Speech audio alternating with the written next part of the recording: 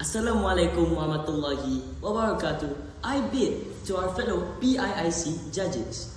My name is Umar Yusuf bin Muhammad Nizar. Hello to everyone involved in the BIICC competition. My name is Muhammad Mujahid bin Muhammad Imran and you can call me Mujahid. Assalamualaikum everyone. I'm here right now. My name is Muhammad Zairul Haq and you can call me Haq. We are from the Malay College, Kuala Kangsar. We're here to talk about AQUASLING, our idea of a backpack that filters rainwater. Now, you would think in Malaysia, a country where it rains all the time, finding clean water isn't a problem. But actually, it is. According to recent stats, around 600 people in Malaysia don't have access to treated, reliable water. That includes people in remote areas, indigenous communities, and inland villages. But they all rely on rainwater, collected straight from their rooftops. Sounds smart, right? But actually, there's a catch. That rainwater collects stuff along the way. Things like animal droppings, acid from pollution, dirt from rooftops, and even E. coli bacteria. Why boiling helps with the germs? It doesn't solve everything. It doesn't remove metals. It doesn't fix pH.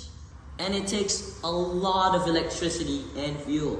Something that isn't always available. And that's why we designed AQUASLING, a DIY water filter built inside a backpack.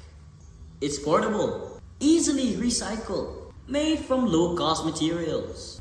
And most importantly, it just uses real science to filter water without electricity, fuel, or any expensive machines. Here's how AQUASLING works. Inside the backpack is a vertical filtration tube and it has 4 main layers.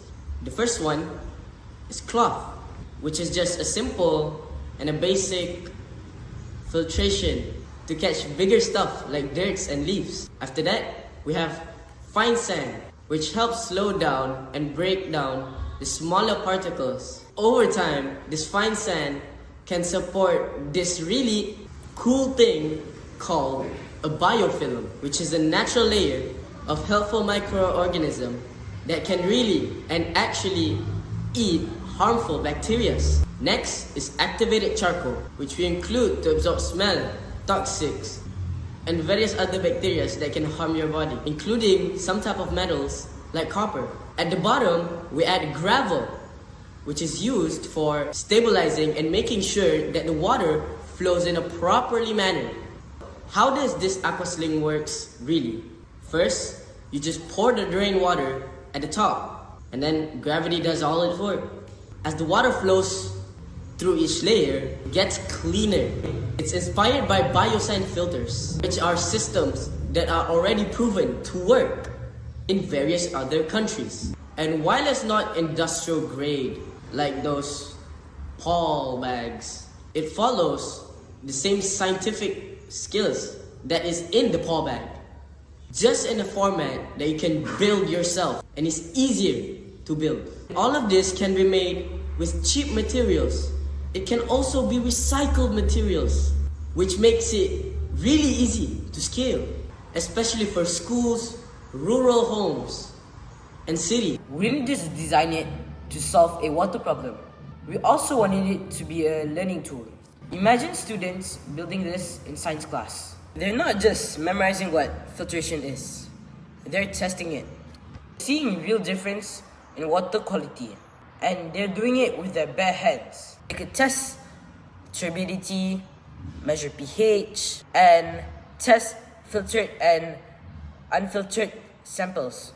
And this links to the classes that we actually learn, like chemistry, biology, and even environmental science. And it's super affordable. The whole thing, excluding the backpack shell, costs under RM30.